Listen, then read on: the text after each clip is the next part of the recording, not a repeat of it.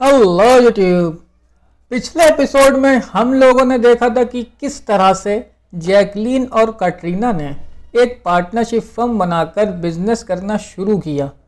आज के एपिसोड में हम लोग देखेंगे कि एक तीसरे पार्टनर के आने से दोनों के बिजनेस पर क्या अफेक्ट पड़ेगा।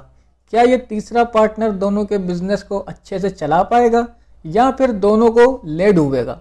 तो ज़्यादा बकवास ना करते हुए लेट्स बिगिन। अगर तुम लोग अकाउंट्स में किसी भी क्लास के और किसी भी चैप्टर के नोट्स लेना चाहते हो, वो भी बिल्कुल फ्री में, तो मेरा फेसबुक, इंस्टाग्राम, टेलीग्राम, व्हाट्सएप पर मैसेज करो और नोट्स ले लो। सिंपल है यार। बात उन दिनों की है जब जैकलीन और कटरीना ने एक पार्टनरशिप फर्म बनाकर अपना बिजनेस करना शुरू किया था। दोनों का बिजनेस काफ़ी अच्छा चल रहा था। एक दिन क्या होता है कि एक मूवी की शूटिंग के दौरान दोनों की मुलाकात होती है जॉन से, और इन दोनों में एक नॉर्मल कन्वर्सेशन शुरू हो जाता है। बातों बातों में जैकलीन जॉन को बताती है कि वो और कटरीना एक पार्टनरशिप फर्म बिजनेस कर रही हैं जो कि काफ़ी अच्छा चल रहा है। जॉन कहता है, ये तो बहुत अच्छी बात है, मैं भी बिजनेस शुरू करने की सोच रहा हूँ। क्या तुम लोग मुझे अपने बिजनेस में अपना पार्टनर बनाओगी? ये सुनकर दोनों लड़कियां एक साथ बोलती हैं कि जॉन, तुम्हारा बिजनेस करने का आइडिया तो अच्छा है और आई होप तुम एक अच्छे बिजनेसमैन बनोगे, लेकिन हम लोगों को अभी किसी और पार्टनर की ज़रूरत है नहीं फ़िलहाल, और हमारा बिजनेस भी काफ़ी अच्छा चल रहा है, तो हम लोग क्यों तुमको अपना बिजनेस पार्टनर बनाएं। ये सुनकर जॉन दोनों को आंसर देता है कि नो डाउट कि तुम्हारा बिजनेस काफ़ी अच्छा चल रहा है, लेकिन अगर मैं भी तुम्हारा बिजनेस पार्टनर बन गया तो मैं बिजनेस में एक तो अपना पैसा इन्वेस्ट करूंगा जिससे तुम्हारा बिजनेस और अच्छा होगा और प्रॉफिट होगा, और जब तुम कभी शूटिंग में बिजी होगी तब बिजनेस का काम मैं देख लूंगा, और जब मैं शूटिंग में बिजी रहूंगा तो तुम लोग देख लेना। अभी तुम्हारे बिजनेस में दो पार्टनर हैं, और अगर जब तीसरा पार्टनर आ जाएगा तो बिजनेस का और आसानी से काम कम टाइम में हो जाएगा और अच्छे से हो जाएगा। इसके अलावा जॉन दोनों को और भी फायदे गिनवाता है।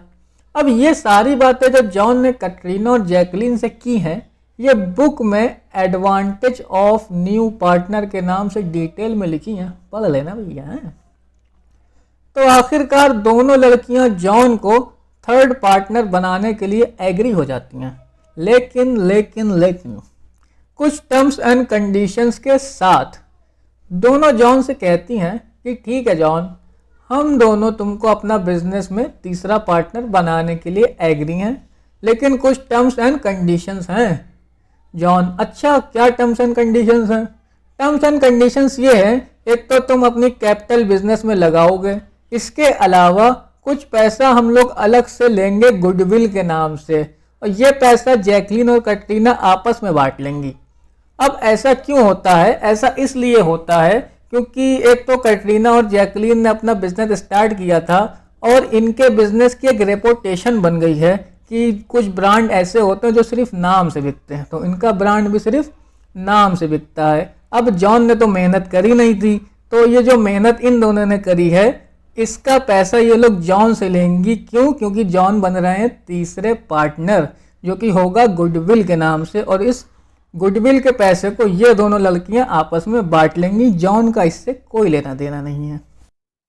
तो इस तरह से जॉन बन जाता है इनके बिजनेस में तीसरा पार्टनर। अब जब भी बिजनेस में किसी न्यू पार्टनर की एंट्री होती है तो कागज वाली फॉर्मेलिटीज भी पूरी करनी होती है। जैसे पार्टनरशिप डीड में जॉन का नाम ऐड किया जाएगा, जिससे कि जॉन लीगल तौर पर बिजनेस के पार्टनर बन जाएंगे। किसी बिजनेस में एक नए पार्टनर के आने से अकाउंट्स में भी काफ़ी चेंज किए जाते हैं, जो अब मैं तुमको बताने लगा हूँ। पहले तो हम देखेंगे new partners capital.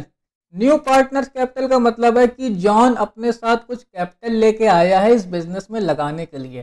For example, John अपने साथ 50,000 रुपये लाया है बिजनेस में लगाने के लिए, तो ये 50,000 रुपये जॉन की कैपिटल हो गई। इसको हमें अब अकाउंट्स में ऐड करना पड़ेगा। फिर आता है new profit and loss ratio. अब जैसा कि तुमने पिछले एपिसोड में देखा था कि कटरीना और जैकलीन का 50-50 का प्रॉफिट एंड लॉस का रेशियो था, यानी कि जितना भी प्रॉफिट होता है उसका 50-50 दोनों बांट लेती हैं। अब क्योंकि अब जॉन भी इनके पार्टनर बन गए हैं, अब अगर इन लड़कियों ने 50-50 बांट लिया आपस में तो जॉन को क्या घंटा कुछ मिलेगा। इसलिए अब हम लोगों को new profit and loss ratio निकालना पड़ेगा कैपिटल के हिसाब से। जैसा कि तुमको पता है कैटरीना ने भी 50,000 रुपये दिए थे और जैकलीन ने भी 50,000 रुपये दिए थे। अब जॉन ने भी 50,000 रुपये दे दिए हैं, तो इस तरह से इनका प्रॉफिट एंड लॉस रेशियो नया वाला बन जाएगा 1/3, 1/3 और 1/3। उसके बाद बात करते हैं revaluation of assets and liabilities. जब कैटरीना और जैकलीन ने बिजनेस स्टार्ट किया था और उस टाइम पर उनके बिजनेस में जो असेट्स और लायबिलिटी यूज हो रही हैं उनकी मार्केट वैल्यू क्या थी। अब जब जॉन आ गए हैं नए पार्टनर के तौर पर, इस टाइम पे हम लोगों को निकालना है कि असेट्स और लायबिलिटी की जो मार्केट वैल्यू प्रेजेंट टाइम है उसको फिर से रीवैल्यूएशन करना है। दूसरा है अकाउंटिंग ऑफ गुडविल। जैसा कि मैंने तुम्हें पहले भी बताया था कि इन दोनों लड़कियों ने जॉन से कुछ पैसे लिए हैं गुडविल के नाम पे। अब ये गुडविल ये दोनों लड़कियां ही आपस में बांट लेंगी, इसमें जॉन को कुछ नहीं मिलेगा क्योंकि इन दोनों ने काफ़ी अच्छा बिजनेस सेटअप कर दिया है, तो इस मेहनत का बदला इन्होंने एज अ गुडविल के तौर पे कुछ पैसे लिए हैं। तो अभी तक हम लोगों ने जाना कि कैसे किसी बिजनेस में एक न्यू पार्टनर की एंट्री होती है और एक नए पार्टनर के आ जाने से बिजनेस में क्या एडवांटेज मिलेगा और नए पार्टनर के आने से बिजनेस के अकाउंट्स में क्या क्या चेंज करने पड़ते हैं। इस पूरी प्रोसेस को ही तुम्हारी बुक में एक चैप्टर का नाम दिया गया है जिसका नाम है admission of a new partner. अगले एपिसोड में हम लोग देखेंगे कि किसी पार्टनर के रिटायर लेने या उसके मर जाने से बिजनेस पे और अकाउंट्स पर क्या असर पड़ता है। आखिर किस तरह एक पार्टनर रिटायर होगा और एक पार्टनर मर जाएगा, क्या ये कोई साजिश होगी या फिर कोई लव ट्रायंगल होगा। तो जानते हैं अगले एपिसोड में, तब तक के लिए बाय बाय।